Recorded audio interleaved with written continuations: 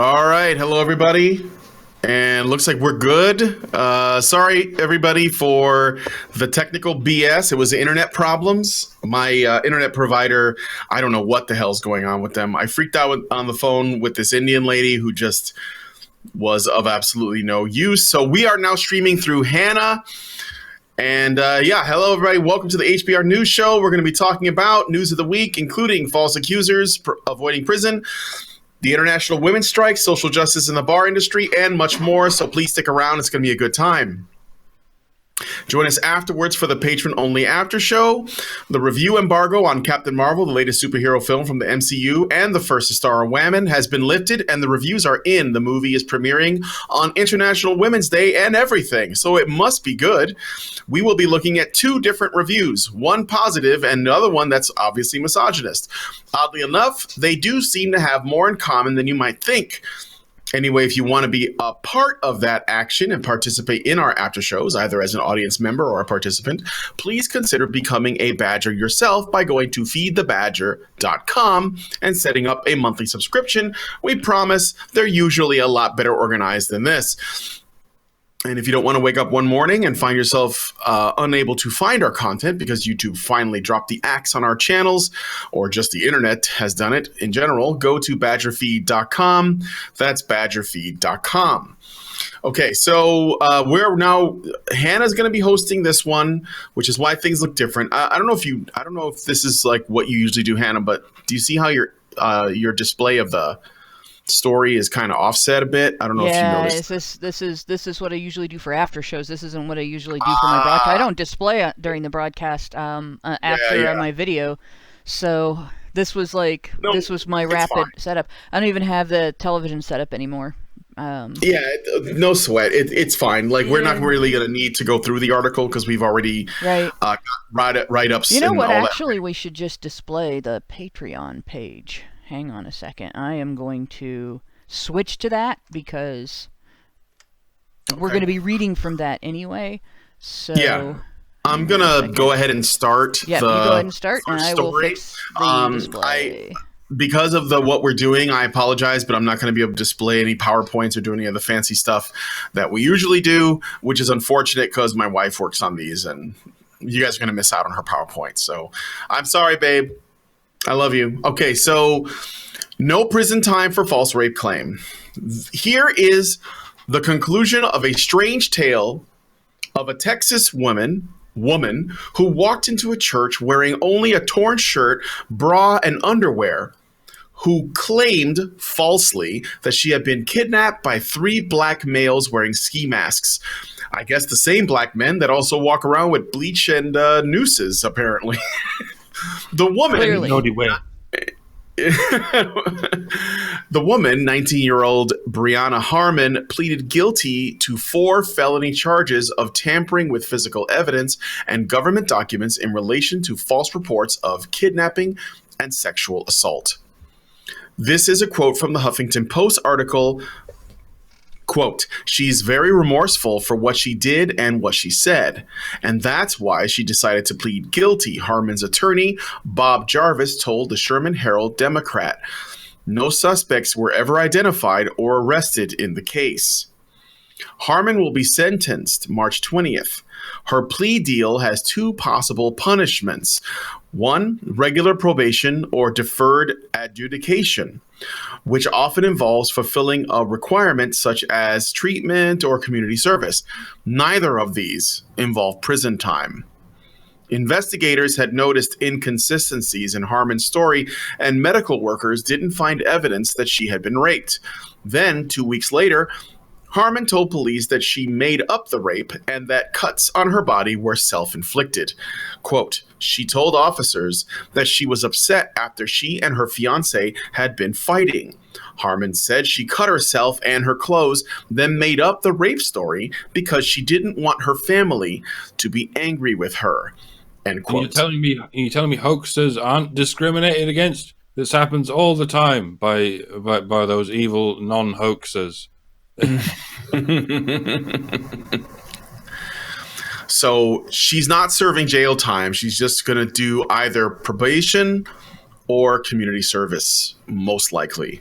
This is for making a false rape claim. Fortunately, no one was arrested for this false claim, but seems a little bit lenient in my opinion. Just a little bit lenient.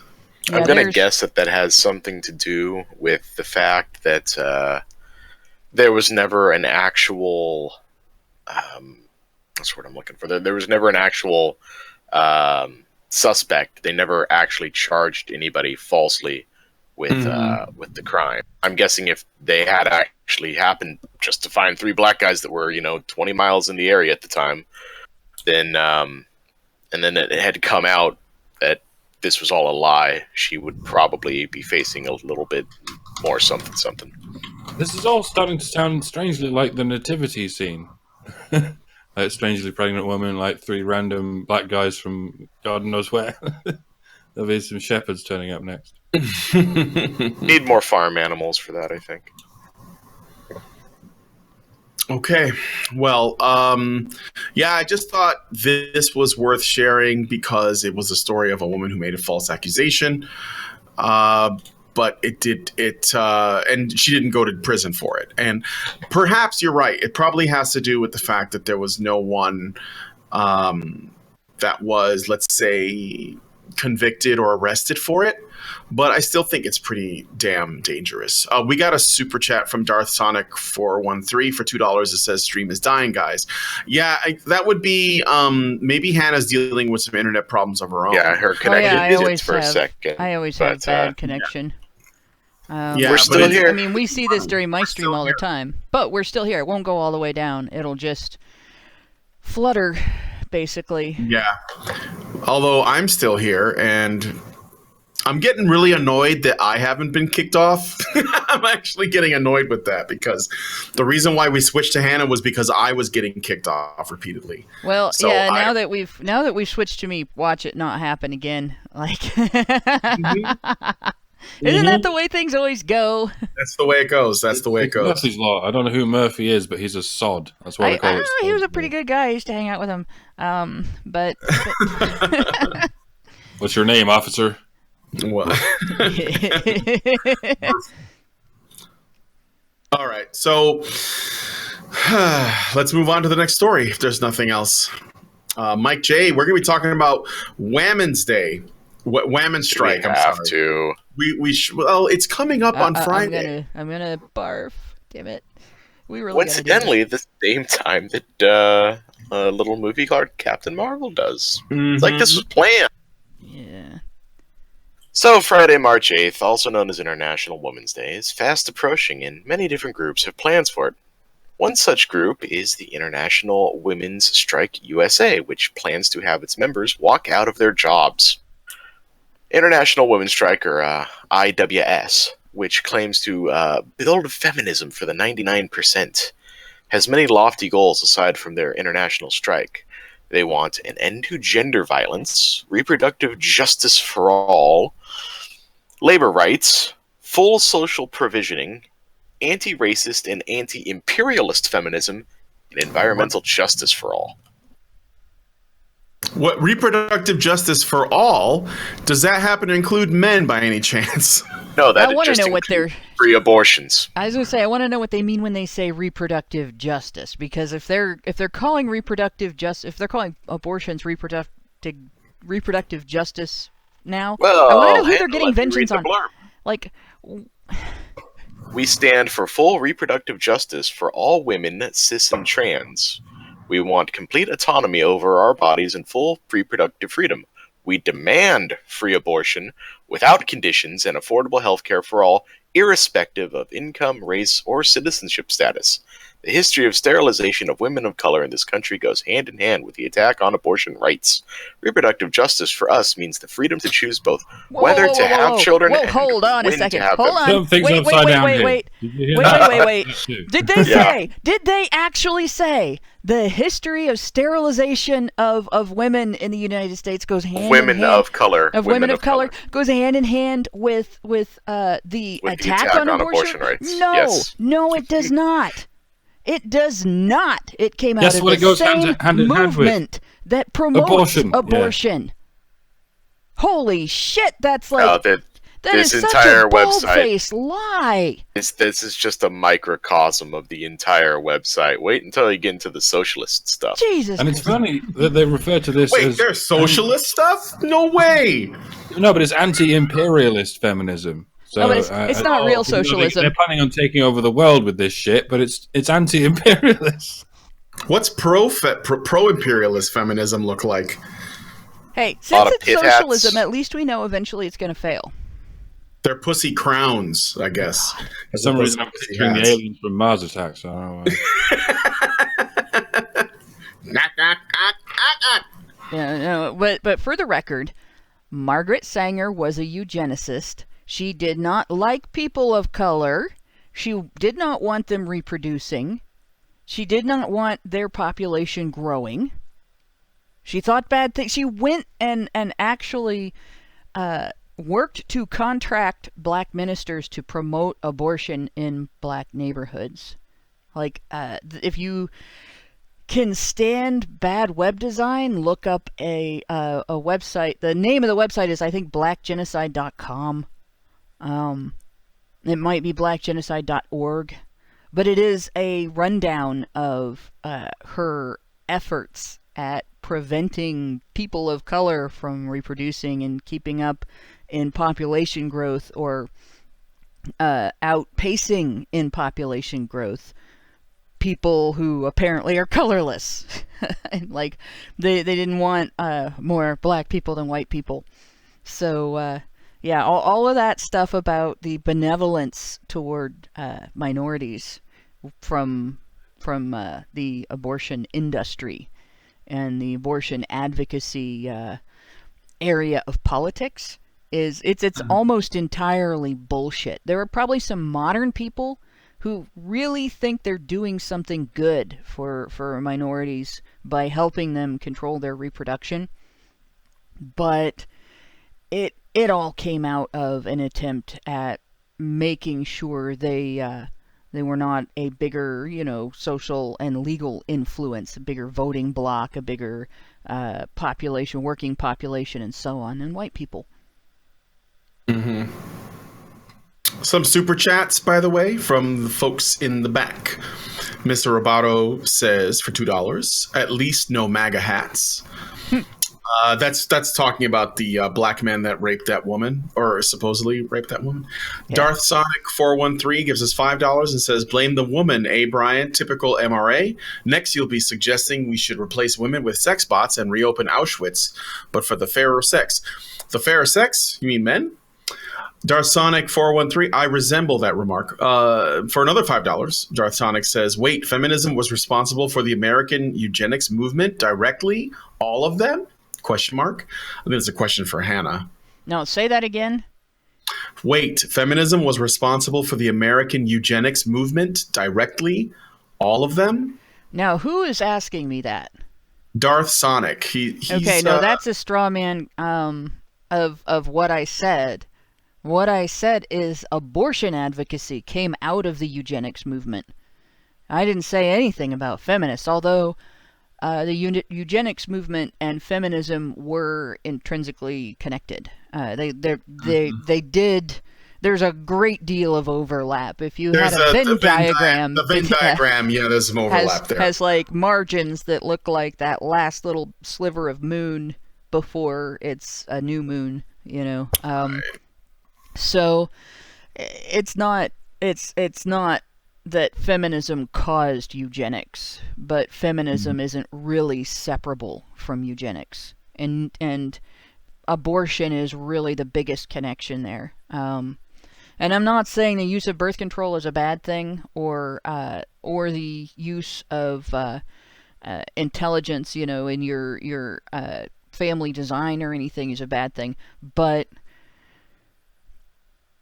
if you look at the statements that have been made throughout history by Sanger and other eugenicists in terms of which populations they want to control more versus which populations they want to control less, they'll make one good argument and 10 bad arguments, and they'll make one argument that isn't racist, and they'll make 10 that are. Like the idea that without outside encouragement and assistance, people of color would be uniquely incapable of managing their own fertility. It's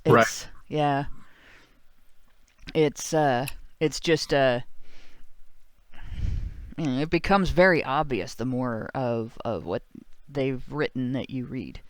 And it goes right back to the thing that I quote all the time from, God, now I can't think of his name, but basically that statement of, these people can't take care of themselves, they're our burden, we have to step in and make their rules for them and tell them how to fix their lives and, enforce it a little bit. Yeah. The excuse that was used, John C. Calhoun, that was used on the Senate floor for why they thought slavery, would still be a good thing, because they wanted to treat black people like children, and except when they wanted them to work, and then they could be adults, right? So that's basically the same kind of arguments that are being used for targeting the black population for abortions and other forms of like fertility prevention, basically. And it just, if abortion was marketed equally to everybody, it would be a different story, but it's not. Right. If birth control was marketed equally to men, we probably wouldn't even need abortion. Yeah. Well, we don't need abortion, actually. We don't need it at all. It's not needed for birth control. It's not needed to mitigate the aftermath of a rape. And it has come out that it's very rarely needed. I shouldn't say we don't need it at all, but we don't need it except in extremely rare occasions where the pregnancy cannot progress past the point of viability before it threatens the life of the mother. So you have the choice: will one person die or will two people die? And the obvious choice there is, if you can save at least one life, you do. That's the only instance in which it's really needed. In all other instances, it's just wanted. It's interesting that you mentioned this, because I was thinking about rape babies, babies that are born out of rape. And I was watching the Emperor's New Groove last night, and Eartha Kitt, who does the voice of Yzma, she is a child of rape. So we wouldn't have a Eartha Kitt if it weren't for rape, I guess. That doesn't sound good at all. That's a weird way to look at things, Brian. No. I was going to say... the biggest celebrity you can find, Eartha Kitt. Yeah. Well, I mean, Catwoman, and I love Yzma. She's like one of my favorite characters from Disney movies. But anyway, Darth Sonic gave us another $5, Hannah, and says, "Not trying to straw man. Ask Mike. I'm just a whoosh king. I missed context." So there you go. That makes sense. Forgiven. Darth, I know you, buddy, and sarcasm is impossible to detect over text. You got to remember that, dude. Yeah. Mr. Roboto also gave us $2. This was a little while ago, and says, "Hannah, now you say it, they will have to deny it." So I guess. They don't deny it. They rationalize it. They rationalize it in 1,000 different ways, most of which boil down to, these people are our burden. They're not capable of taking care of themselves fully, so we have to help them. That's how authoritarians rationalize everything. And I will say... They're going to quote me now. We wouldn't have Eartha Kitt if not for rape. Brian Martinez supporting rape 2019. Yeah, that's going to get quote mined. But I'm going to say one more thing regarding this. After years of marketing by Planned Parenthood, per capita, black women have 5 times more abortions than white women. Mm-hmm. Imagine the size of the voting bloc the black population could create if they didn't listen to Planned Parenthood. Yep. It just occurred to me that Eartha Kitt sounds like something you would apply to yourself to stop yourself getting electrocuted. Oh, yeah, you're right. Yeah, like a rape kit. Oh man, now we're going back down that route. Eartha Kitt, I love you. I thought you were great in Batman, and I'm glad you're here. That's all I can say. So, or you were. I think she's dead. I don't think she's around anymore, but I'm not sure. Okay, so let's move on to the next story. I didn't finish the write-up even. Oh, you didn't? That's right. No. There was more to it. Go ahead. I'm sorry. There's one more girthy quote that I need to get through to fully kind of convey who these people are. So they encourage anyone looking to join to, quote, call a local meeting in your town to start discussing this call to action and the national platform of IWS to build for March 8th. Reach out to local chapters of teachers and service worker unions, hashtag BLM, and global women's strike chapters, and activists involved in building solidarity for the migrant. They list Caravana, like they put an A at the end. I think that's a spelling error. No, that's to pluralize it, I think, or to describe it as a phenomenon rather than just one thing. I did a Google search for that exact case, and I did not find a damn thing. Yeah, but the progressive left makes up their own words all the time. Yeah, they do. It could still be it could be a typo. They could be trying to say caravans plural because the A is right next to the S on the keyboard. I know I make that mistake. So, and I know you guys that are watching have made that mistake too. But it could be that. It could also be a new word. This is the problem with progressives. They make up words so frequently that you can't tell if it's a typo or if they just made up some new shit. Like, is it not the Spanish word for caravan? It looks like it might be. I think the Spanish word for maybe. I mean, I think it. I'm sorry. I know I'm a Spanish guy. There's no logical reason to start using Spanish in the middle of a thing. If you pluralize it in Spanish, maybe it does have. I don't know. It's been so long since I took Spanish, I don't remember.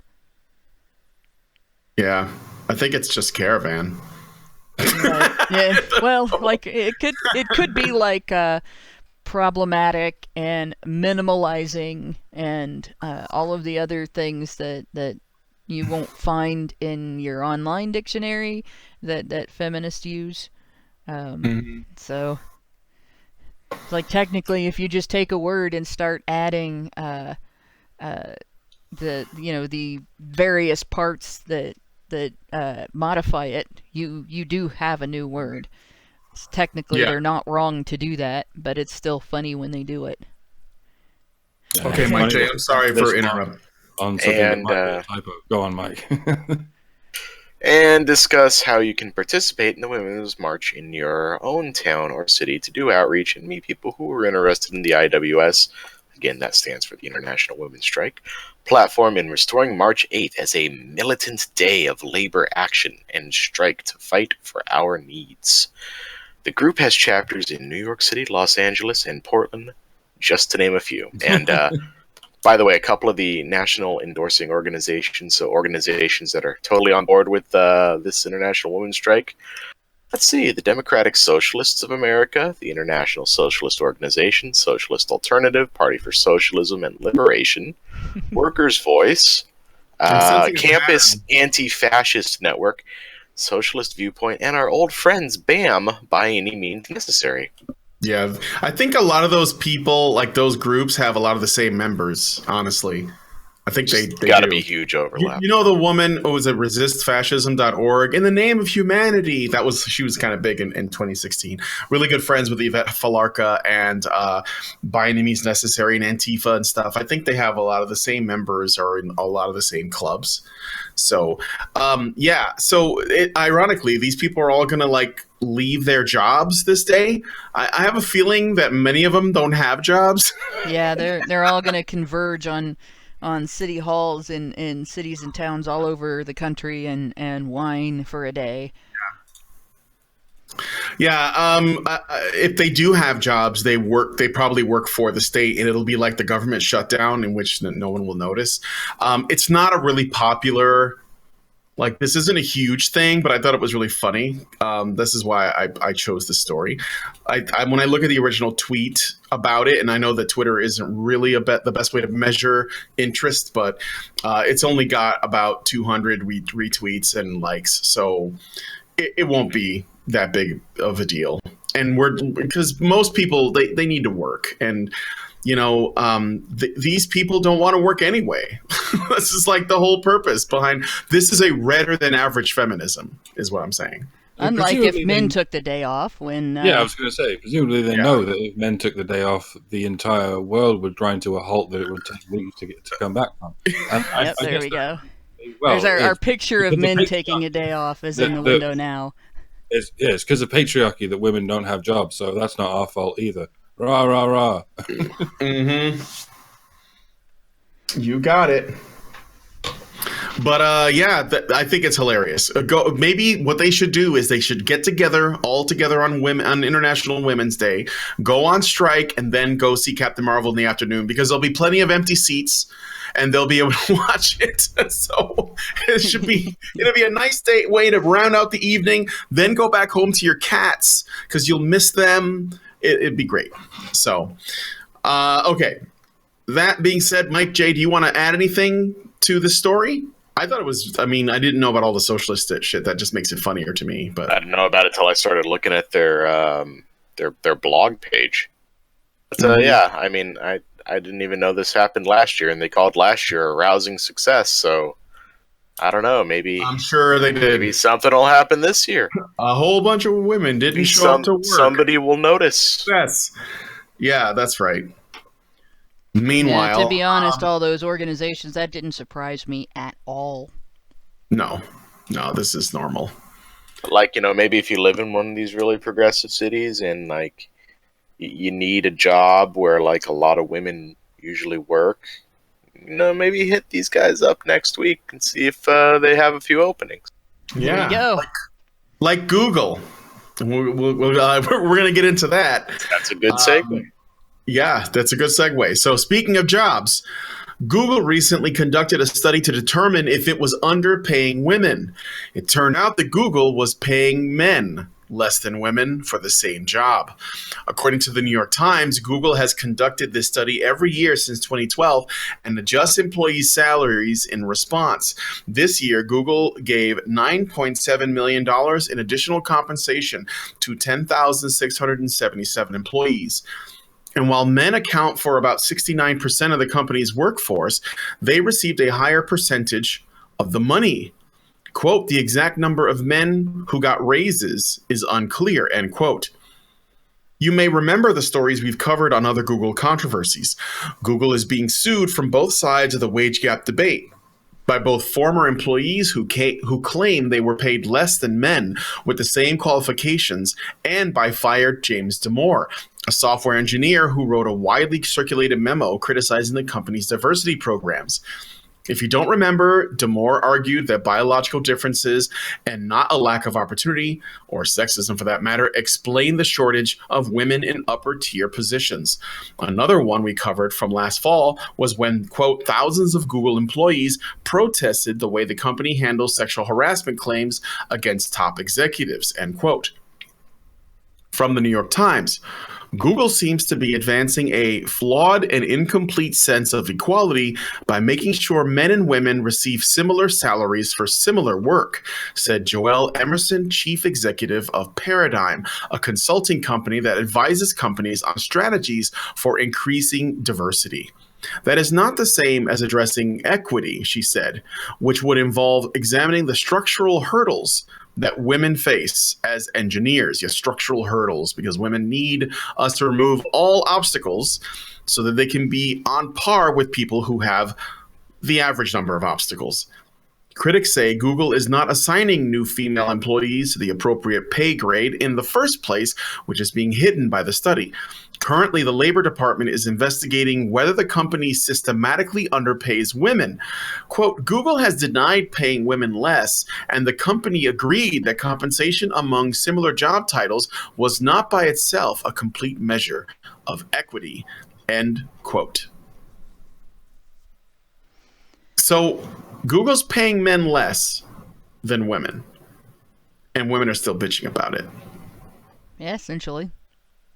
And I bet if it comes out that a large number of men got pay raises to bring them up to par with women, the hue and cry from feminists will be heard around the world. that that's not what these kind of programs were meant for. They don't care if there is a pay gap in the other direction. They don't mind when men get paid less. It's okay for them if men get paid less in order to boost women. It's just not okay with them if women get paid less because they work less, or they work different hours, or they're one of a number of other value factors is different in women's work than in men's work. You know, that's not supposed to affect it. You know, they want to limit it to do you both have a 4-year degree? Do you both have the same number of years in with the company? No, we don't want to take the breaks that she took for child rearing out of the number of years. We want to go from year 1 to the last year and subtract, and that's the same number. You know, they don't want to admit that they're not demanding equal pay for equal work. They're demanding identical pay for different work. Yeah, I have another quote from the article that explains that what they did was, see, normally when you go work at a place, you go in for your interview, and if you get the job, or if they were interested in giving you the job, you guys haggle. Basically, there's some haggling over, like how much you want. The company's best interest is try to pay you as little as they can, because they want to, maximize profits. And the employee, or the potential employees, their goal is to try to get as much as they can. So you guys try to meet in the middle somewhere where you both agree that this is fair. And you might have the same position as other people in your department or within a company, but you might get paid differently based on either A, how that shakes out, but it could be for other reasons like your education, your experience, and your ability to bring value to your company. So these things are not exact sciences. So, multiple people in the same department that do the same job might not get paid the same, because some might be more experienced, some might have better education, and some might be better at haggling for a better price rate, while others are maybe less likely to haggle for, or they're more agreeable, and they're less likely to get a higher wage because they didn't fight for it, right? And most of the time it's a combination of all those things. So what Google's trying to do is they're trying to level the pricing across the board, no matter what department you're in. And as it turns out, they had been giving women extra money because they apparently are they fall into one of those categories I talked about. They're either less likely to haggle for a better price, which I think is probably one of the main culprits, but there could be cases in which they are not as educated, or they don't have as much experience. So they're trying to level that out, and so the women tend to get more money. And so this last quarter, or this last sort of, I guess you could say, round of bonus money that they basically distribute to sort of level the playing field ended up going to more men, because over time it turned out that they were paying women more. And there is this is a quote from the article from a woman named Lauren Barbado, Google's lead analyst for pay equity. This is a position in the company. Imagine, lead analyst for pay equity and people analytics. This is a title.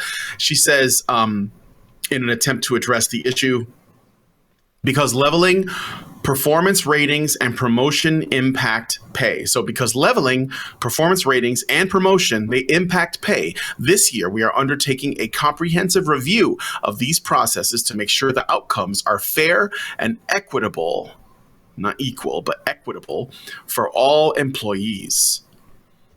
So, yeah, and then again, this sort of clears up what I was talking about. To set an employee's salary, Google starts with an algorithm that uses factors such as their performance, their location, and their job. Next, managers consider subjective factors. Do they believe the employee has a strong future with the company? Is he or she being paid on par with peers who make similar contributions? Managers must provide a rationale for that decision. So, without getting too deep in there, this is basically what we're talking about. This is what's happening. So it turned out they're paying the men a little bit less than the women on average. So this is how it shook out that way. And this is basically from them trying to be fairer by giving women more money over the course of a long period of time.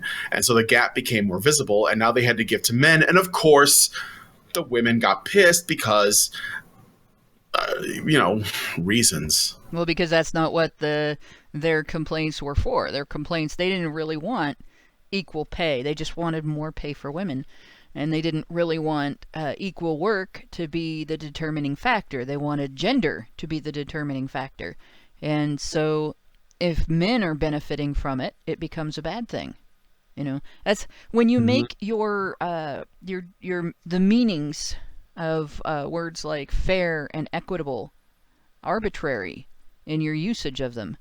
You end up in this situation where you describe what you consider to be fairness and what you consider to be equitable, and if you're trying to market it to the public, you describe it in very vague terms, and then when the practical application goes a different direction than you wanted, it comes out how ridiculous you are when you try to complain about it.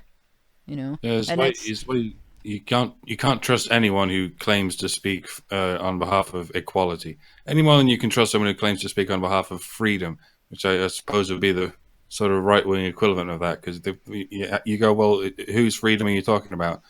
Question 1, question 2, question 3. Okay, so the freedom of a particular group is what you're talking about.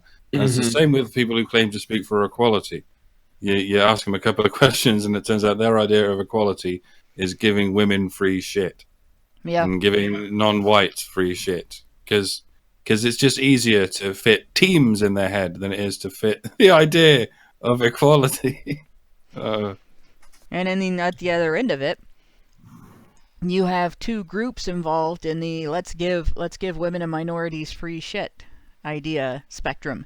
You have the group that thinks that they're doing something good for women and minorities, and the group that fully realizes that in doing that they're handicapping and controlling women and minorities. They're making them dependent, and that's the desired outcome, not an accident.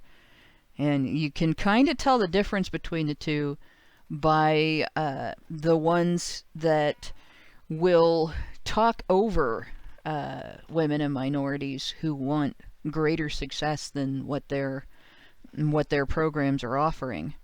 And they'll get mad when you talk about your successes. The other group will be glad you're successful, but want you to realize that not everybody has that capability, and they might not be able to get to the point where they can see how it's harder to be successful if you're being spoon-fed. But when you run into people who get angry that you are capable of independent success, those are the ones that want you to be dependent, and they get very, very angry. I've run into feminist men who just explode over the idea of a woman that is independent from feminism, that doesn't live her life defined as a victim, that hasn't adopted the victim identity. And I'm sure that the same thing happens to minorities, that I'm sure they run into advocates from various groups that do the same thing to them. You haven't adopted the victim identity? How dare you? What's the only thing I have to use to control you? Get back in there, and it's reprehensible. It really is. It's very much like breaking someone's legs and telling them that's the cure for what ails them. Sort of men have it the other way around. It's like, you what? You're a men's rights advocate. Why would you do that? Why would you advocate for your own rights, you giant pussy? Yeah, and that's the other thing. If you wanna see who you can trust in terms of advocating for things like equality and fairness and freedom and so on, look who's advocating for the most non-interference and for the most universally applicable standards. Like, you can say, if something's a human right, that means all human beings. Okay, so if they're arguing that something is a human right, but then they want to turn around and say, well, but only for women. We don't need to help men with that, even if they're the manifestation of it in their lives is infringed or is damaged by something that's going on in society. We don't need to fix that because they're men. They're not advocating for equality. They're advocating for, other things, supremacy or reparations or, something along those lines. If they're advocating for equality, then they won't call something a human right or a civil right and demand that it be recognized and that laws be created to protect it and assign repercussions for violating it and so on, but exclude a demographic from its protection and exclude another demographic for accountability if they happen to violate that law. That's not equality, and it never will be. Yep. Got a couple super chats here. Darth Sonic, again, with $10, says, if every working woman, all of them around the whole world without exception, stopped working, we would definitely notice a large economic slump. But that requires women to be a unified hive mind. This would never happen for another $5. Men, however, don't need near that level of impossible coordination to affect the economy. Yeah. Yeah, like getting men to stop working for a day over here is like getting working women to stop working in Bangladesh. They're just going to be, no, I can't. I literally can't stop working for a day, dickhead. Mm-hmm. Mm-hmm. Well, they have stuff on the line. The other thing about it is the particular industries in which they're working. You have two things. You have more men are the breadwinners for their families, and they can't stop working for a day. Not just because what they're doing is that important, but because if they don't get paid, their families don't eat, they can't pay their rent, they can't buy the resources they need. All of those things will change for them. Whereas a lot of times, women who are working are not breadwinners for their families, and they can take a day off, and it will not dramatically affect the budget in their household that addresses their family's needs. And, obviously at the other end of it is that situation where if men everywhere quit working for a day, we would lose our electricity, we would lose our gas, we would lose, nobody would be able to heat or cool their homes, nobody would be able to go anywhere, the communication lines would be down, everything would be screwed, Mm-hmm. But we turn into chimps. Like we just chimp the fuck out. The other thing is lights went off and all that. It just, yeah. We'd find out how unimportant the public school system really is. Yeah, that's right. All the administrators would be there, but the vast majority of the teachers would be gone. Mm-hmm. Okay. Think about how. Just real quick, just think about how privileged you have to have. Like, if you want to talk about privilege, how privileged your life has to be. If you can just be like, yeah, I just take a day off work, no biggie. They're not going to miss me for a day. I'm probably not going to be fired. I'm probably not going to have to worry about providing for myself or others. I can just take a day off, go LARP as a revolutionary, and then return the next day like nothing happened. No one's going to ask me anything, The nail salon is going to have, 5 manicures that day instead of 6. And this will prove how important and indispensable I am. Exactly. That's the best part. Yeah, really. You'll miss me. I know you will. Okay, Meredith Glassberg gives us $5 and says, here is the pay equation equals merit pay increases compounded by number of performance periods and pay grade bumps of the employee's career. Well, thank you, Meredith, for clarifying that. And Use Psychology gives us £25 and says, hey, Doc, you really helped me out back in Christmas 2014. Thank you so much. Well, there you go. You got some love. That'll be that video. It's become an embarrassment, to be honest. But thank you for surviving, I think. I'm glad you're here, Use Psychology. Okay, so let's move on to the next story. All right. According to Celine Bossart of Liquor.com, for the first time ever, people on the inside of the drinking space, like myself, are talking about sexual misconduct, gender and race equality, addiction, and the state of mental health in the workforce. We're talking about the liquor industry, guys, the bar industry specifically. Ali Wonderman also says that, quote, our duty is the same as any other journalist, to report the truth. I try to elevate POC, that's people of color, owned businesses, and dig deeper to find sources outside the typical white, cisgender, and heterosexual male profile. The beverage industry is made up of people as diverse as the drinks that we imbibe, and media coverage should reflect that, end quote. Bussart, however, doesn't think that the industry isn't trying hard enough with social justice. For the love of God, don't take alcohol away from us. It's the one thing. No, It's supposed to be incorruptible. I'm pretty sure they tried this once already. Yeah, I don't think this is going to go all that well because, I mean, does anybody here know what happens when you piss off a lot of drunk people? I don't remember, but I'm pretty sure it's ugly. Yes. Isn't it called prohibition? I just want to point out. To take it away. They're just trying to make it more equal, fair, and less racist, misogynist, and otherwise bigoted. You MAGA hat wearing, Pepe loving Trump supporter, alt-right beer drinker. Hey, I don't even own a MAGA hat. This is about the difference between bourbon and scotch, isn't it? Okay, so yeah, that's I don't know. I just want to point out Drinks will Faithless's now be comment. cosmopolitans, all of them. For equality. There we go. Just want to point out Faithless's comment. Lickher.com. No, please don't. Should be lickthem.com. Well, no, lickher.com. Liquor in the front, poker in the rear. Lickzer.com. Okay, so yeah, Meredith Hill, a drinks writer, because this is the jobs we make up to give women something to do.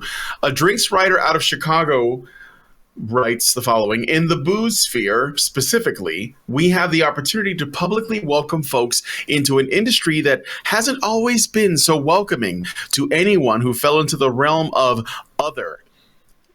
There are so many ways to do that, from keeping diverse representation in mind when putting together roundups to pitching a profile of a kick-ass female distiller to a publication. What? A kick-ass female distiller. This makes it sound like they're brewing women. This is not a parody.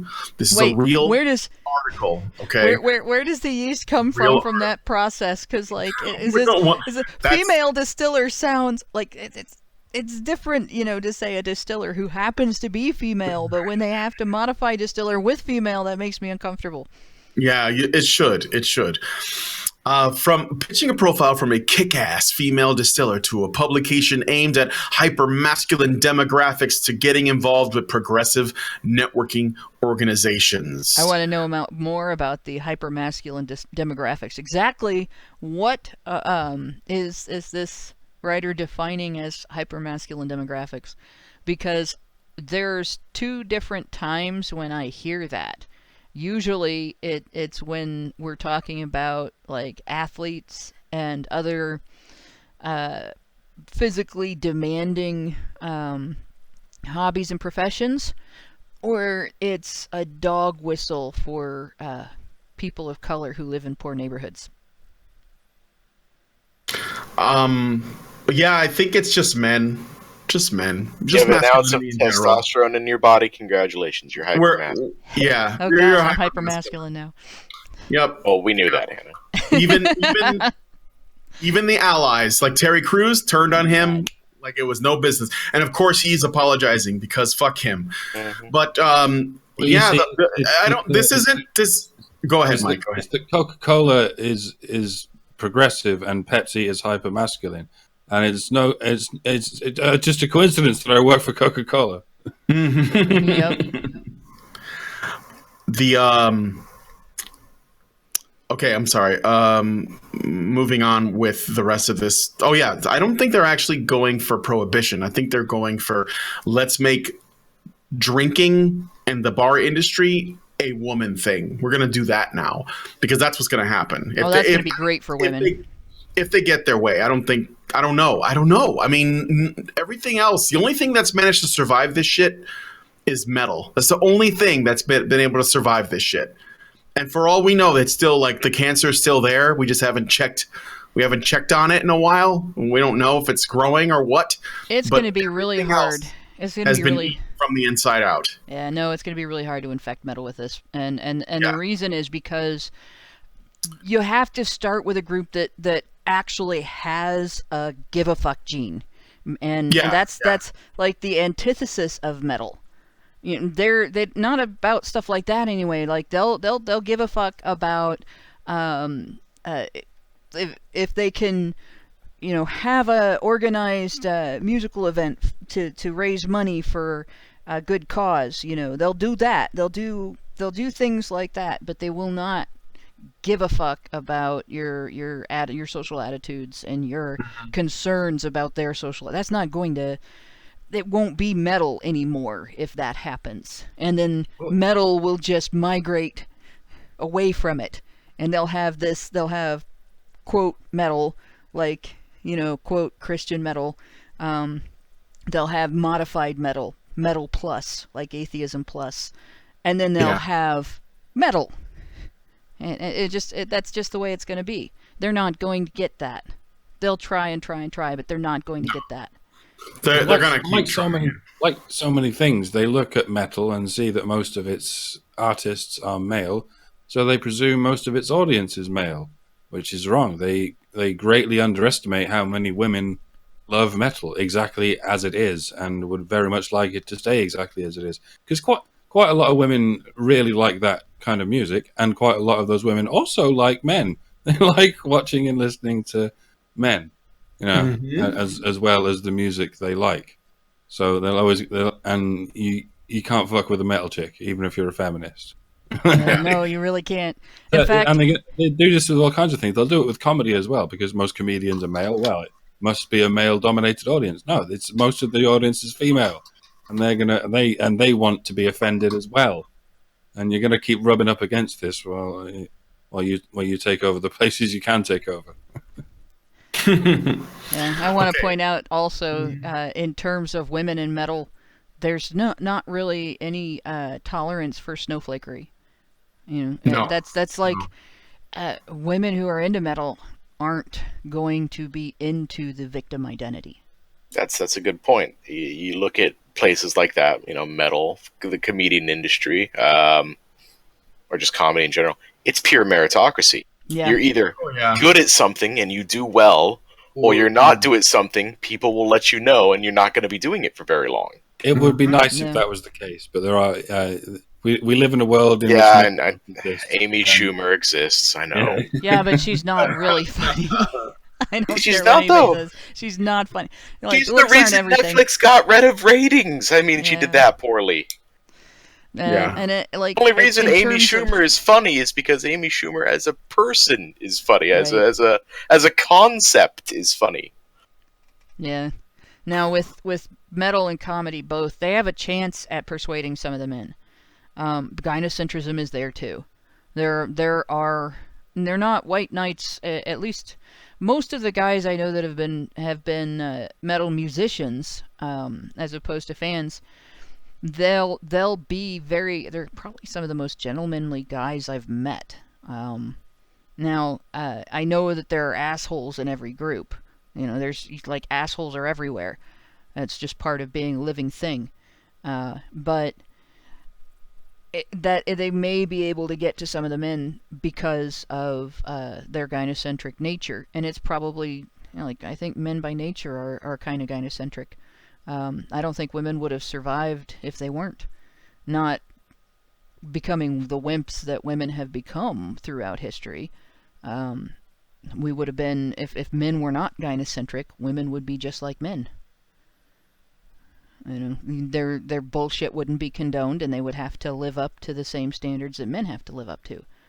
And I think in both areas, men are very impressed with women who do live up to some of those standards.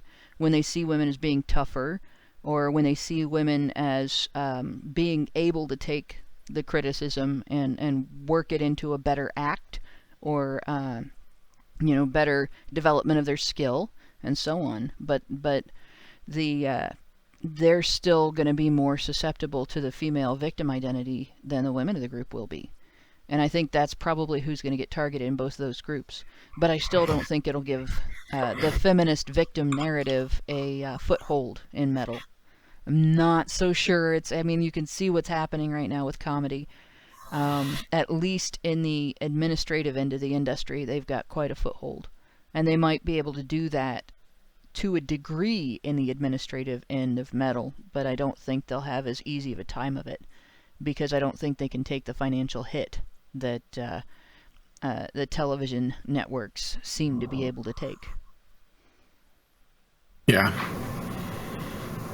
I'm going to finish the write-up now. Sorry, I missed a lot of that because I really had to go. Alicia Kennedy, a writer from New York City, writes the following, quote, "I have always worked to bring race, gender, and class critique to my reporting. Whether it has been highlighting bartenders in Puerto Rico or the Bronx, making sure that I always have women as sources, or covering locally created spirits to fight against the hegemony, sorry, I'm struggling with that one, of larger or operations. This to me is all part of being a thorough writer. If we're all going after the same kinds of people, we'll all write pretty much the same stories." Bullshit.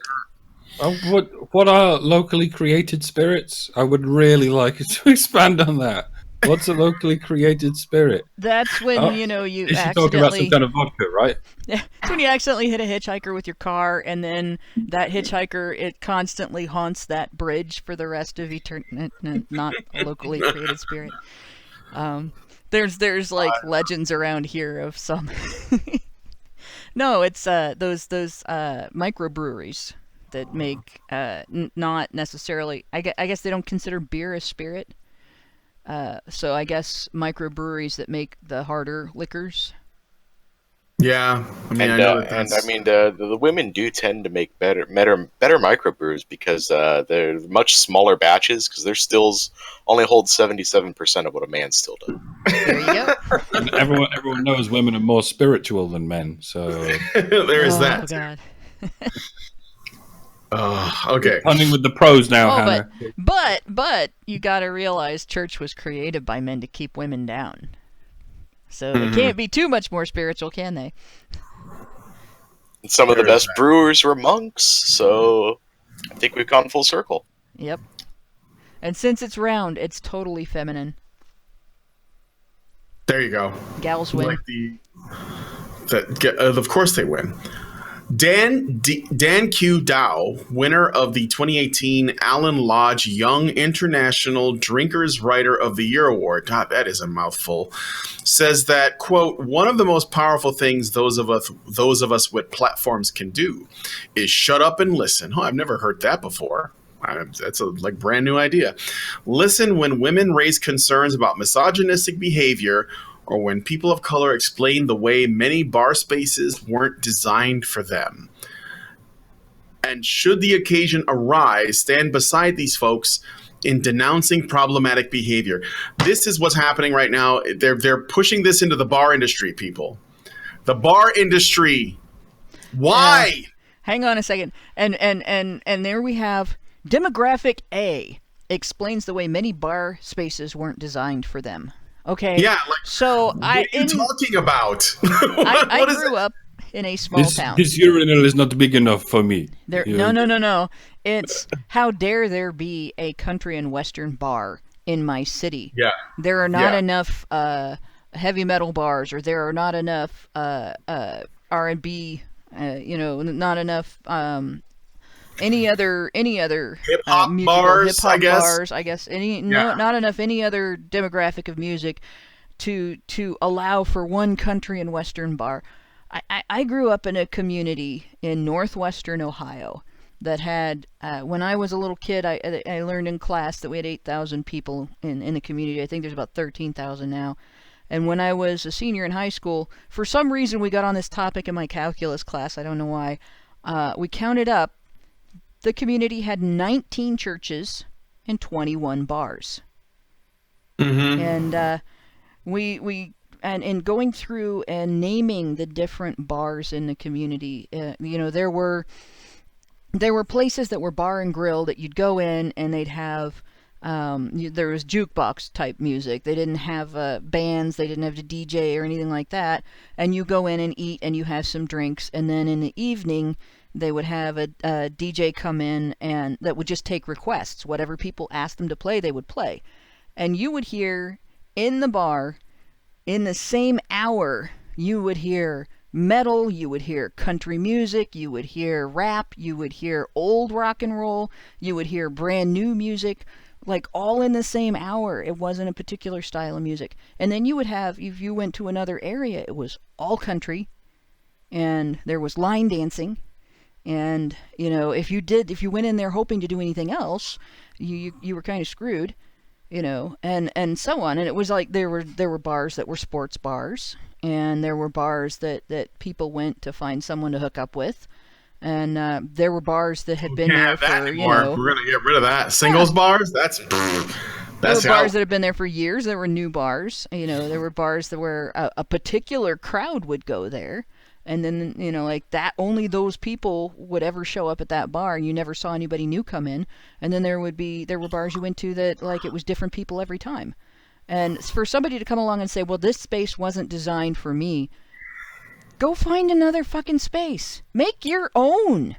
Don't sit there and bitch, because they need like different kinds of seats, or like the booths are too small, or gravity affects them differently, so they need like that's after you that's after you've been drinking too much. The gravity starts affecting you. A few shots of whiskey and your gravity suddenly develops. Suddenly you've got to hang on to the grass to keep from falling into the sun. Yeah. Or gravity just becomes a lot stronger for some reason and pulls you off to the left. Well, I'm used to drinking with Somalian pirates who could cut my throat at any minute. It's far more thrilling than this fucking milquetoast nonsense you have. There you go. Yeah, so therefore, if there is no bar in that community that isn't, full of Somalian pirates, it's not a space that was designed for you. And you should complain. But I just call bullshit on this whole concept, though. There should be no place more opening and welcoming in the world than a bar. It's the place where everybody knows your name. Even if the people don't look like you, even if the music they're playing isn't your thing, if you walk up to the counter and say, just give me whatever's on tap, you'll get it with a smile. You're probably going to get overcharged a few bucks, because that's just how bars work. But you're going to get your drink, you're going to get drunk, you're going to have a good time. You want to go where everybody knows your name. And there's a reason they maintain this sort of wooden motif in the interior of bars. It's because they don't want to alienate the old folks. And they do it generation after generation, so the aesthetic stays the same. And there's no generation or country you can be from that can't appreciate the kind of wooden motif that they have in bars, right? It shouldn't be, but like these people so what we're talking about is people that write about bars, distilleries, drinks, whatever.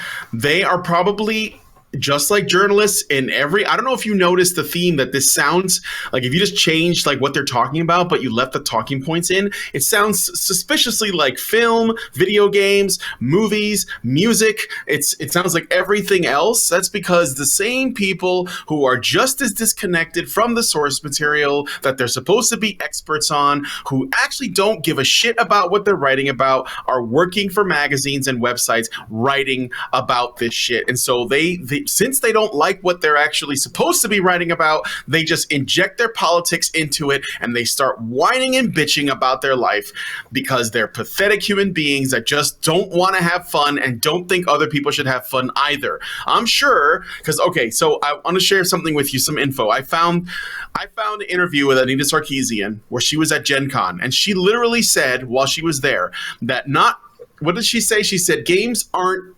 always supposed to be fun. Okay.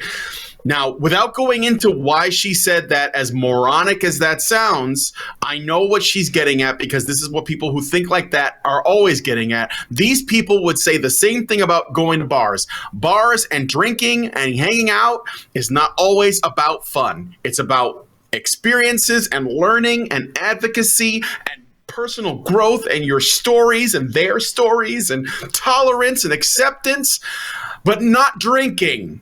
Yeah, if you have personal growth in a bar, you've been laying on the bathroom floor for too long, and you should take a shower. Yeah. Just saying. Hey, Brian, I was just thinking, like, reading the last sentence of the write-up again, but replace a few words here. Like, replace every time women or POC come up with me and I. Listen when I raise concerns about misogynistic behavior, or when I explain the way many bar spaces weren't designed for me.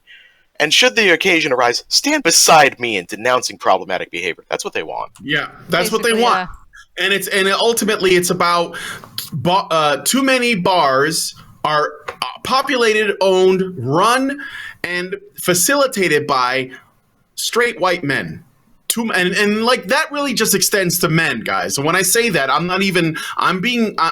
just saying that that's like the first problem, but it always expands from that. Remember, and I'll never stop beating this drum. Black men are the white people of black people. Gay men are no longer considered part of the LGBT community because they are privileged. So just remember that. The unifying descriptor is men in general, and that's the problem. And they want to change something that, if left to its own devices, will always turn out in a way that they don't like. So they have to try to engineer it. Now, these are just journalists, and I'm hoping and I'm praying and I'm pretty sure that most people who go to bars and drink don't pick up these snooty, like, incredibly needlessly hipstery fucking magazines to learn which bars they should be going to and what drinks they should be buying. Most people know what they like and they just go get it. So hopefully it won't have any impact, but cancer is cancer, so you have to keep your eye on it. So I'm sorry if you thought that alcohol was a safe place. It's not. Well, there's alcohol and then there's alcohol, and it's like with art, right? Comic books are made of art and storytelling, but they're not the artistic community that you see snooty people in museums looking through their bifocals at, talking about the painting as if they know something about it that everyone else in the world hasn't figured out. And struggling to come up with some unique, thoughtful thing to say about it that makes them sound intelligent. Those are two distinct, separate schools of enjoying art. And the same thing is true with alcohol. There are two separate, distinct schools of people who enjoy alcohol. There are people who just admit they enjoy alcohol because it's good and fun to drink, and some of it tastes really good, and some of it you drink because it gets you really drunk. And they don't necessarily all have overlap there. And then there are people that will go on and on for hours about the bouquet of a particular wine, or who will look down their nose at you if you drink a different brand of beer or whiskey than they do. And if you're drinking to get drunk, or if you're drinking to relax and have a good time, then they will look down on you for that as well. And if your alcohol is not expensive, it's not good, and that kind of thing.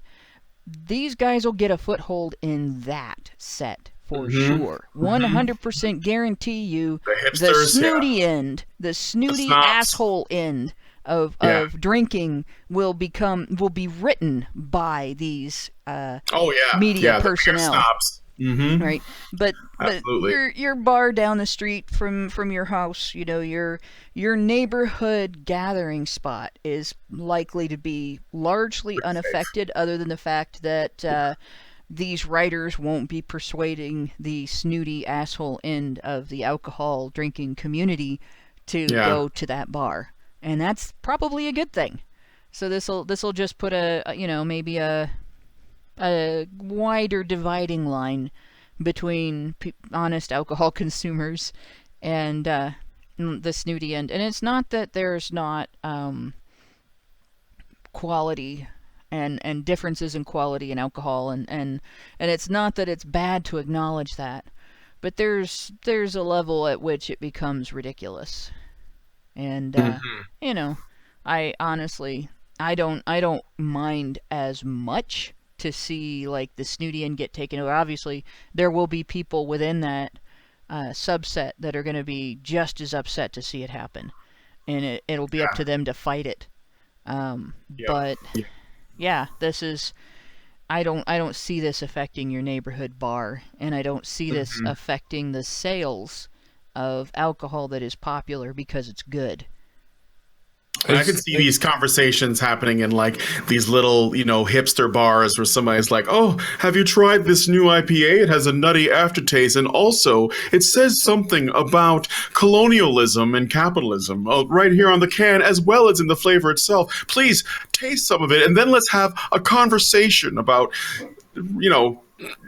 colonialism and racism. Please, this is great. I read about it in my local magazine." Now replace IPA with Reporter. Okay, it Mike, has a nutty aftertaste. Remember when last time we were at the ICMI in Britain and we got a review that compared us to some kind of localized name for some kind of geek who likes real ale? I forget what the word was. It was some kind of acronym, and we were.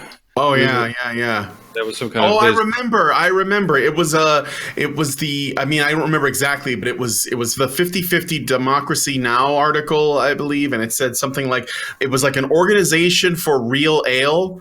Yeah, and that's in London. Yeah, men's rights activists were compared with that particular kind of hipster, so it feels like it's at least gone half circle. And it's sort of ironic that it's ironic that men are thought of as the control freaks. Like, when men express a problem, especially to their female partner, they're usually looking for a way to fix it. Mm-hmm. When women express a problem, especially to their male partner, more often than not, they don't want to fix anything. They just want to wallow in the problem. But when it comes to not problems but good times. When it comes to going to a bar and drinking, men see it as something to wallow in and perhaps enjoy, whereas women see it as something that needs to be fixed. It's the breeding ground, after all. This is where women go to find potential partners. So we need a way to weed out all the inferior men, i.e. all of them. Insane. I wanted to say something else, too. And... yeah. Okay, before we get into the super chats, I want to try and since we're talking about drinking, I thought maybe I'll just ask you guys: is there anyone on this panel that doesn't drink? Never touched a drop. No, Mike. Yeah, Mike is totally dry. So besides Mike, so if you guys do any drinking, let me ask you this: what hard liquor what is your most favorite type of hard liquor and your least favorite? So we're not going to talk about beer. Let's leave that out. So people have mixed feelings on that. So I'll ask Mike J first. So what's a hard liquor that you tend to like or a favorite, and then one that you really don't want? It's not really for you. Vodka, and that's probably my favorite. And least favorite, I would probably say bourbon. Bourbon, okay. Why do you dislike bourbon? Because I think it's probably because I only had the cheap stuff, and most of that tends to suck. Okay, all right. But you're a vodka guy, though. I would ask you what it is you like about vodka, but I presume it would take hours to describe, because I can't imagine what it is you think about vodka. Well, no, it's just because it's like plain alcohol. It's a very neutral spirit. It's the best way to get drunk when you just don't want to fuck around. There you go. That's about the end of it.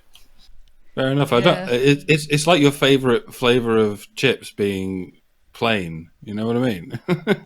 Well, and actually, I love just plain salted potato chips but they have to be good chips.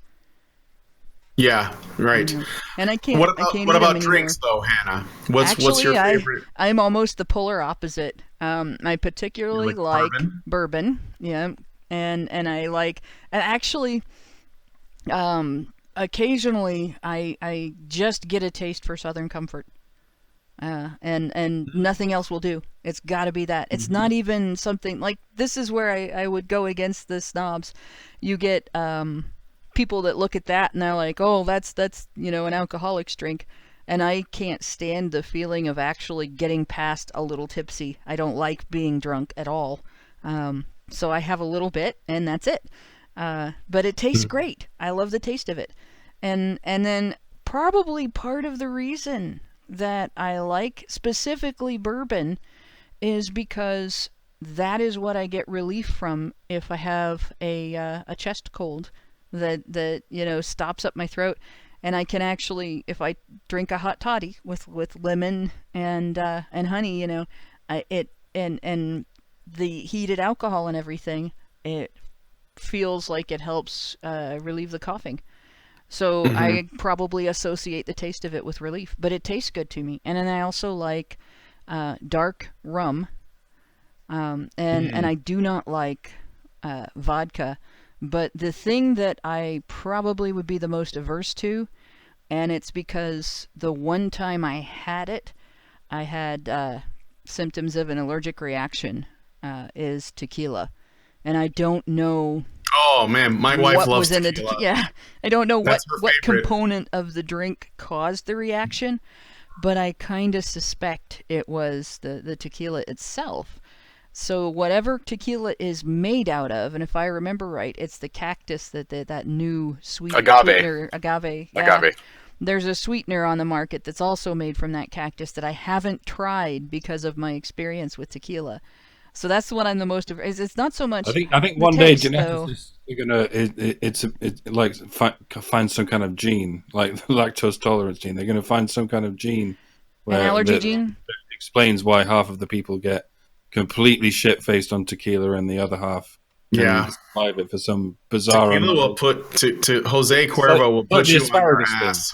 Tequila, that is another one I enjoy too, but usually only if there's Mexican food involved. Dude, like oh yeah, they pair very nicely. Yeah, until you've had a good margarita. Yeah, a good margarita where they make like the huge one and then they just take like the bottle of Corona. It's got to be Corona, and they just shove it right into the margarita. God, it's the best. So what's one you don't like, Hannah? The one you like least? Did you already answer that? Flavor-wise, it's vodka. I just don't like the way vodka tastes. Okay. So you're kind of the opposite. Yeah. Mike, Mr. Stevenson? Well, the drink I not drink the most is Honey Jack. I can't stand Honey Jack. I don't drink at all. I've never touched it.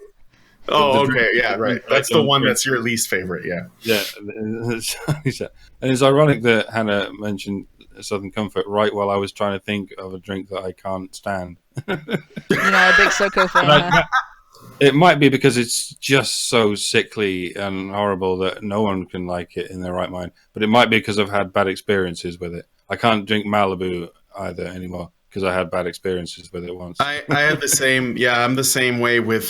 So like my most favorite is spiced rum, but I also really like mead. And mead is expensive though, so I don't drink it very often. But I love mead. I like mead too. I have a bottle of it actually that I'm saving for something. Hashtag mead too. That is some nice stuff. Mead too. But normally though, if you like a dark rum, it's of course, it's the pirate. That 0.5 Ashkenazi Jew pirate in me. But the least favorite, though, due to like a bad experience, is whiskey. Not a big fan. I may have been because it was cheap whiskey. I don't know. No, it wasn't actually. No, it wasn't. This guy got me a really nice, expensive bottle of whiskey for my birthday when I turned 30, and I saved it for a while, and then another party came around, another birthday, and we decided to open it up, and I was just like, I can't. It was just. burn too much for me. I can't. I'm not really a big fan of whiskey. So I don't that's like my whiskey thing. either, by the way. People might not understand this, but Honey Jack is not whiskey. It's not bourbon, technically. It's a liqueur. It's a liqueur that's made by the Jack Daniels people to taste a bit like Jack Daniels, but more like honey. Actual whiskey, so yeah, it makes me feel angry and then sick and then asleep. It doesn't like me. I don't like the flavor of it, and that's it the doesn't thing like about the flavor of me. Yeah, Now that's the I thing have about tried Honey it Jack, and it's disagrees good. with me a lot. Yeah, Honey Jack's good. Fireball, I like those. Yeah, those are good. But yeah, rum is my favorite. You know what the best thing is about the diverse range of drinks we like? At the ICMI, we're not going to have to worry about each other drinking each other's liquors. There you That's go. right. That's right. Well, you especially won't have to worry about it with me. I will So, have one guys- drink and then I'll go for stuff that's not alcoholic for a while. Yeah. While these people are whinging about, racism and drinking culture, I want you guys to tell us, if you drink, what is your most favorite hard liquor and your least favorite hard liquor in the comments. I'd just be curious. Maybe, maybe I'll make a first comment and we'll start a thread and you guys can all put it in there. I don't know. I'd like to know. So let's look at your super chats and then we'll move on to the last. Well, really story. quick, I just want to propose a title. Name it Liquor in the Front, Poker in the Rear. Ooh. That sounds like sexism. Mr. Roboto gives us $2 and says, but Hannah, what about that sweet male privilege? This was at 6:44, so I don't know what it was about. Darth Sonic 413 gives us $2 and says, they forget women can enjoy hypermasculinity. Oh, okay, this was about that. Exploding Prinny at Work gives us $5 and says, how did Laverne and Shirley get into the bottling industry before feminism? Damn TV shows and their lies. Yeah, really. They had toxic masculinity. It was just, low key. Especially Laverne. Darth Sonic 413 gives us $2 again and writes, for Mike plus Brian, Alon the Great. All right. So thank you guys for those super chats. Oh, you know what's interesting? Nobody said wine. I like wine just fine, but nobody mentioned it. I guess it's not really hard, right? And I get wine headaches from drinking reds, so I wouldn't put them too high on my list, although I will drink wine. I flat out just don't like wine. Like I can deal with Concord, but if it's not a Concord, I don't really. I prefer grape juice. If I'm gonna drink grape juice, I'll drink grape juice that isn't alcoholic. I don't. Bleh. It's the same. I don't like fruity mixed drinks and wine coolers and like highly sweetened alcohols and stuff like that either. If I want Kool-Aid, I'll drink Kool-Aid. Yeah, it doesn't have to have alcohol in it. Champagne tastes disgusting, kids. Yes. Adults only drink it because it gets them drunk really quickly. That's all it is. I finally tried that at a friend's wedding. I was in my 30s or 40s by the time I got to try champagne, and I was like, oh, finally get to try champagne. And then I was really, really disappointed because it was just as bad as all the other wine I had tried.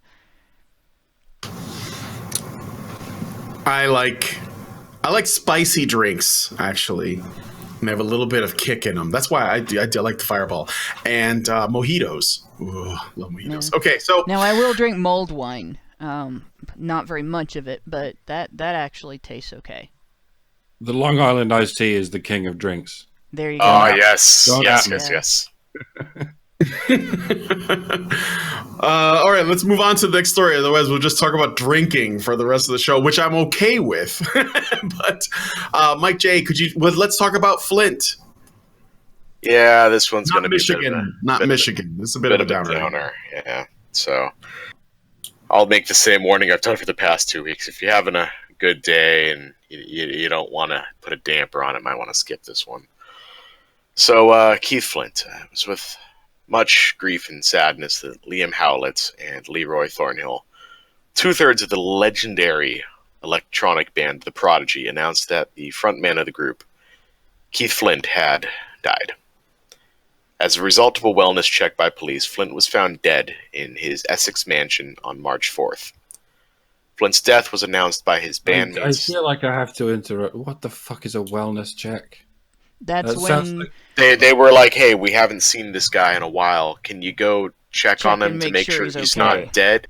it Yeah. just sounds like well-being, like one of those things Yeah. that alternate medicine hacks. Well, they can't call it a Okay. welfare check here in the United States because that already has a connotation.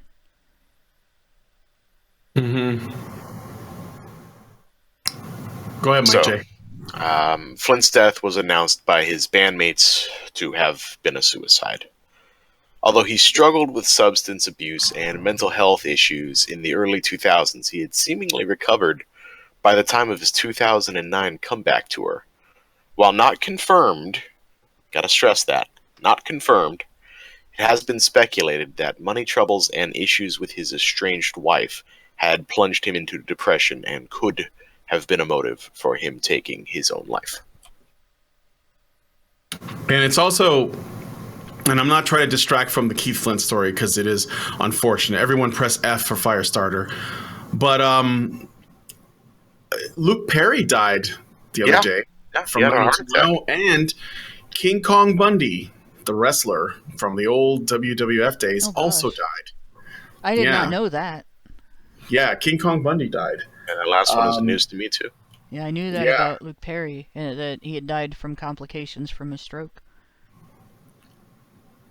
Yeah, a serious one.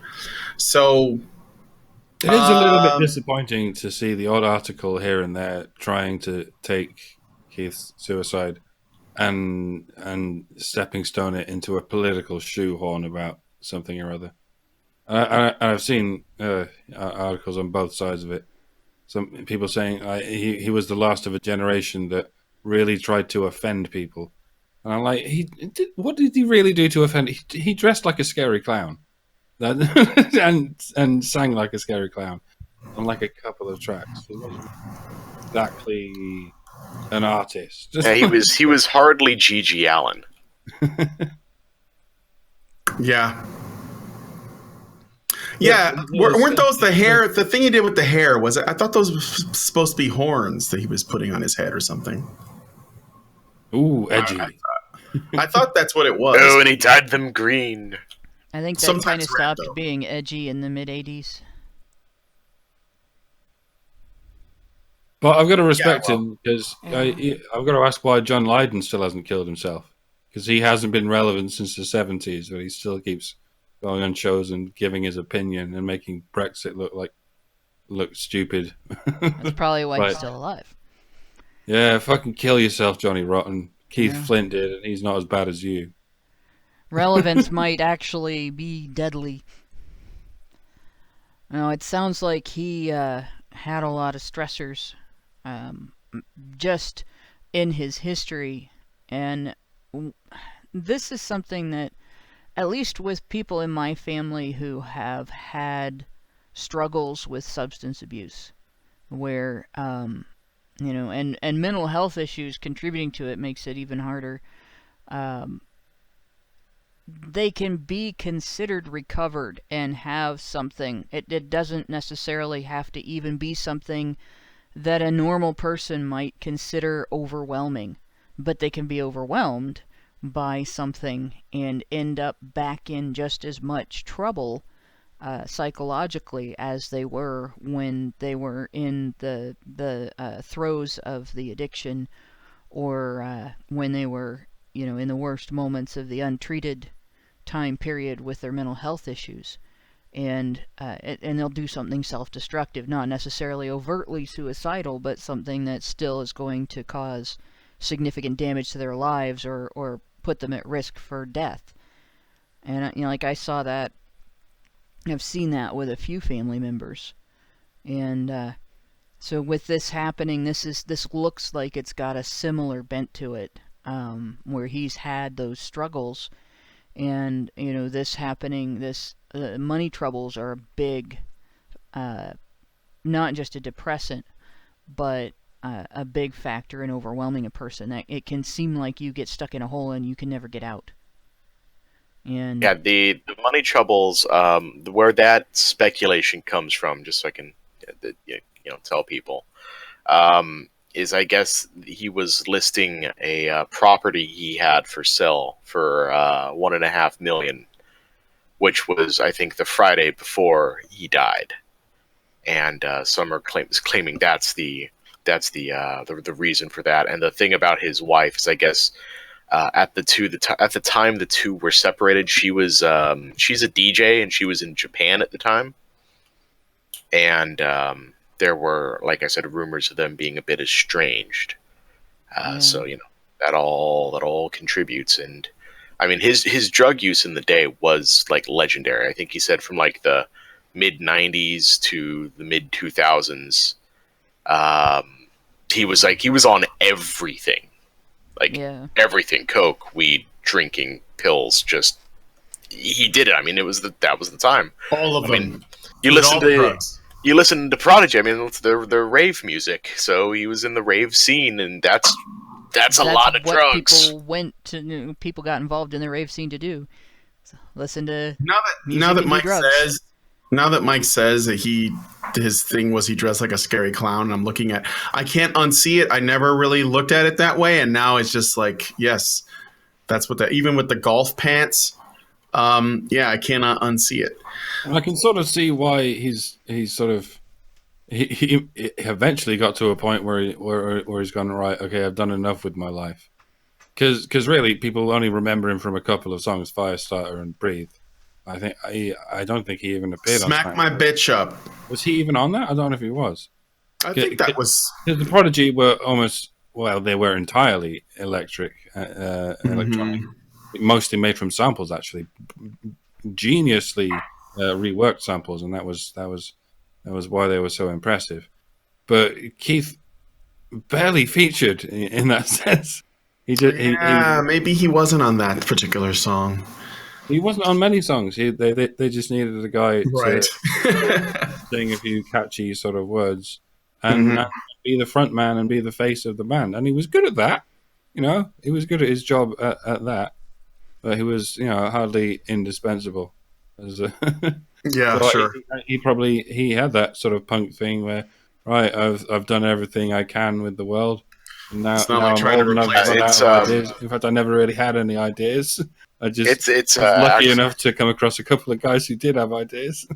I did find an answer for you, though. He wasn't actually on that song at all. It was, they sampled Ultramagnetic MC's song "Give the Drummer Some Space," and the original lyrics were from a rapper I really like, Cool Keith, where he says, "Switch up, change my pitch up, smack my bench up like a pimp," and they just took that and remixed it, and that's the entire song. Wow! There's a brilliant video somewhere on YouTube that takes you through all the samples they used on. I think it was "Smack My Bitch Up," but one of them is the guitar riff from Rage Against the Machine's "Bulls on Parade." And they show you it, and then how it's resampled and reshifted, and you go, "Oh shit, yeah, it is! Oh god, I never realized." That's what I mean. Like that's, and the Prodigy did all this before, like everyone had like musical technology on their computer. They did it all with like analog sampling, which is fucking nuts. How anyone could, So yeah. Well, I learned that. So that's interesting. Okay. Well, yeah. So RIP. That's all I can say. It's unfortunate, and he's so young. He was only like in his 50s. No, he wasn't even 50 yet, man. He was 49. Oh, he was 49. Oh shit. Burn fast, burn out. Well, the drug use probably played a big part in that, because that changes your brain chemistry, and it makes it hard to deal with things that come along and force you to change your habits and stuff. Basically, he's in a situation where life throws him for a loop. He doesn't know how to get through it anymore, or he doesn't have the strength necessarily to get through it. It's like if you got friends and family that have been through addiction and recovery, you kind of want to pay attention to that, where if they end up in a situation where they're they're going through a financial hardship, or a partner leaves them, or somebody close to them dies, or they lose their job, or whatever. Just kind of be ready to check on them a little bit more often, and push a little bit to find out if they're okay. Yeah, I've always had trouble feeling any sympathy for Sid Vicious. He was thought of as a great tragedy because he had his entire career in the space of a year and then died, and somehow became like a pinup, some kind of role model for people. And I was like, I don't care how tragic your story is if you didn't fucking contribute anything musically, which Sid Vicious did not. And I feel like it might be like that with Keith Flint, although maybe he had ideas. Maybe. But it seems like he was another one of those guys that basically just lived his life, got high for most of it, and became an icon just for being kooky, which is fine, I guess. Oh yeah, sure. Mike or anyone, do you guys know if if he's succeeded by any kids or anything like that, or if he's just like out of the gene pool? Anyone know? I can find out. Hold on. I'll read a super chat while you're looking. Also, with King Kong Bundy, by the way, the cause of death is unknown at this time. I'm assuming probably like some heart failure thing, though, if it's health related.